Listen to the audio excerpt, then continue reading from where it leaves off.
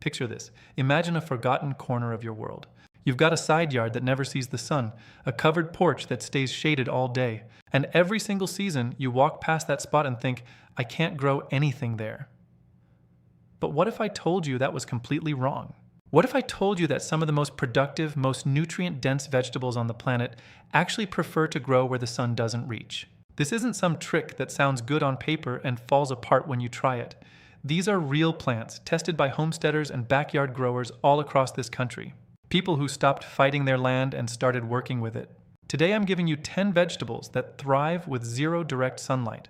I'll tell you exactly how to grow each one, what mistakes to avoid, and how to squeeze maximum food out of every shaded square foot you've been ignoring. And stick around, because the number one pick on this list is the one most people never even think to try in the shade. I'm saving the best for last, so don't tap out early. Let's get into it. Before we dive in, let's be clear about what zero direct sunlight actually means. We're talking about spots that get fewer than 2 hours of direct sun per day. Dappled light through trees. Bright, indirect light on the north side of your house or under a covered structure. Gardeners call this full shade or partial shade, and yes, there's a difference. I'll be specific for each plant. And I'll be honest with you, when I first put this list together, even I was surprised by what ended up at the top. There are a couple of vegetables toward the end that completely changed how I use the shaded spots on my property. So if you're only half paying attention right now, number 4 through number 1 are the ones you really don't want to miss. Let's start at number 10. Number 10, arugula. Most people know it as a salad green, but what most people don't know is that arugula actually performs better in shade than in full sun. The reason, arugula bolts fast, too much heat and sun, and it sends up a flower stalk and turns bitter almost overnight. In a shaded spot it slows way down, leaves stay tender, flavor stays complex, your harvest window stretches by weeks. Arugula will grow with as little as 2 to 3 hours of indirect light per day. It matures in 30 to 40 days, doesn't transplant well, so sow it directly, and loves consistent moisture. For homesteaders, succession plant every 2 to 3 weeks throughout spring and fall in any shaded corner you've got. One planting gives you 6 to 8 weeks of continuous harvests. Number 9, spinach.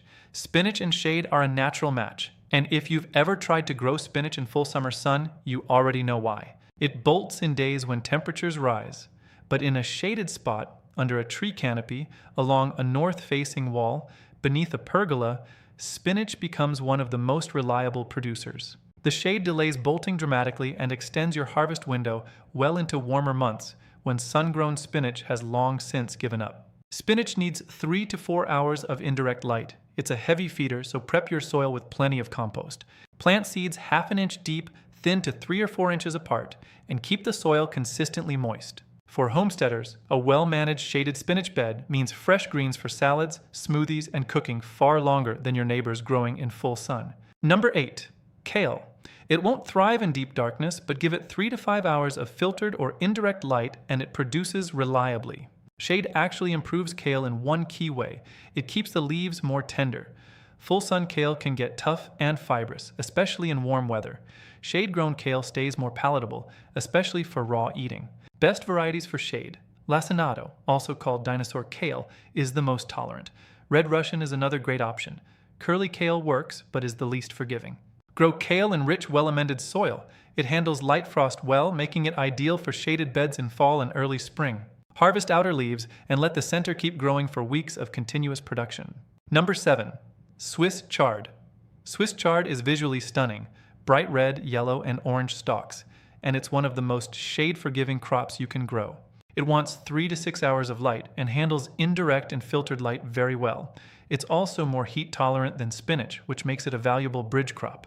When spinach gives up in early summer and it's still too warm for other cool season greens, chard keeps going. Chard is slow to bolt under shade, which is exactly the behavior you want. Give it 8 to 12 inches between plants, keep it watered. You'll harvest both the leaves and the colorful stalks. 2 different vegetables from one planting. One bed of chard can feed a family for months. Number 6, lettuce. If there's one vegetable built for the shade, it's lettuce. Taking a quiet moment to appreciate the peace of a shaded garden corner. Lettuce struggles badly in heat and direct sun. It bolts almost immediately when temperatures climb, turning bitter and useless. But in a shaded spot with just 2 to 4 hours of indirect light, it will produce far longer than you'd expect, often well into summer months. Best varieties for shade, loose leaf types like black-seeded Simpson, oak leaf, red sails, and butterhead varieties. These outperform dense head types. Lettuce is shallow-rooted, which makes it perfect for containers on shaded porches, window boxes on north-facing walls, or the edges of raised beds. Keep the soil consistently moist. Moisture stress is one of the main triggers for bolting. Harvest outer leaves regularly to extend the season. Number 5. Cilantro. Cilantro is one of the most difficult herbs to keep alive in a summer garden. It bolts almost immediately when heat and direct sun hit it, which drives most growers crazy. The bolt trigger is delayed dramatically. Flavor stays bright and fresh. Instead of a 2-week harvest window, you get 6 to 8 weeks or more from a single planting. Cilantro needs 2 to 4 hours of indirect or filtered light. Sow seeds directly. It doesn't transplant well. Succession plant every 2 to 3 weeks for a continuous harvest. Bonus: if you let it bolt and go to seed, those seeds become coriander, a valuable spice you can harvest, dry, and store for cooking or replanting. A shaded cilantro patch pays you twice. Number 4. Peas. Peas are one of the most rewarding crops on any homestead, and they deserve a place in your shaded garden. They're not deep shade plants. They want 4 to 6 hours of light. What really matters with peas is temperature. They suffer far more from heat than from reduced light. Choose snap peas or snow peas for shaded spots. Sugar snap, Oregon sugar pod, and little marvel are proven varieties. Grow them on a trellis or fence, plant in early spring or late summer, and don't skip the support structure. Peas fix nitrogen in the soil, which means your shaded bed improves after every pea planting. Fresh-picked peas are sweet and crisp in a way that nothing from a store can match. Number 3. Beets. Beets are one of the most underused vegetables on the American homestead, and the fact that they handle shade beautifully makes them even more valuable. Unlike most root crops, beets don't need full sun to develop a good root. They need light primarily for leaf growth, and they'll grow steadily with 3 to 5 hours of indirect sun. The real value: beets give you 2 harvests in one. The greens are tender, nutritious, and excellent sautéed in butter with garlic. The roots are sweet, versatile, and store well. Start harvesting greens while roots are still developing, and you double your output from every plant. Best varieties for shade: Chioggia, Cilantro, and Detroit Dark Red. Direct sow 1/2 inch deep and thin to 3 or 4 inches apart. Overcrowded beets won't develop properly. Beets handle light frost well, making them perfect for shaded beds in spring and fall. Number 2. Mustard greens. Mustard greens are one of the most productive, most nutritious, and most shade-tolerant leafy greens you can grow. And they are wildly underused in American homestead gardens. Here's why they're number 2. They grow fast, they produce in bulk, they handle shade better than almost any other crop, and they're cold hardy enough to keep giving you harvest well into fall and through mild winters across much of the country. Mustard greens produce reliably with just 2 to 3 hours of indirect light per day. They mature quickly. Start harvesting young leaves within 4 to 5 weeks of planting. Varieties to look for: Southern Giant curled, Red Giant, and Tender Green. Red Giant is especially striking. For homesteaders building toward food self-sufficiency, mustard greens are a powerhouse. High in vitamins A, C, and K. Eat them fresh or cooked. Ferment, freeze, or dry them for storage. Succession plant every 2 to 3 weeks and keep them harvested. The more you pick, the more the plant produces. A well-managed mustard green bed in a shaded location is one of the most reliable food sources you can have on your entire property. We've made it to number 1. And if you thought you already knew everything about shade gardening, this one might genuinely surprise you. Gentle water droplets falling on large garden leaves in the deep, peaceful shade of the morning. Number 1. Mint. Before you click away, hear me out. Because mint in a shaded garden isn't just good. It is one of the most productive, most useful, and most valuable plants you can grow on a homestead. Mint grown in full sun becomes stressed, woody, and loses flavor quality over time.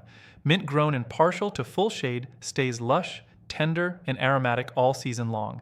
The oils that give mint its flavor and scent are actually more concentrated in shade-grown plants. Mint will grow in deep shade, spots with as little as 1 to 2 hours of indirect light per day. It spreads through underground runners and will fill a bed faster than almost anything else. The homestead uses for mint are enormous. Fresh mint for teas, cooking, and drinks. Dried mint for herbal teas and your winter medicine cabinet. Mint as a natural pest deterrent. Aphids, flea beetles, and ants avoid it.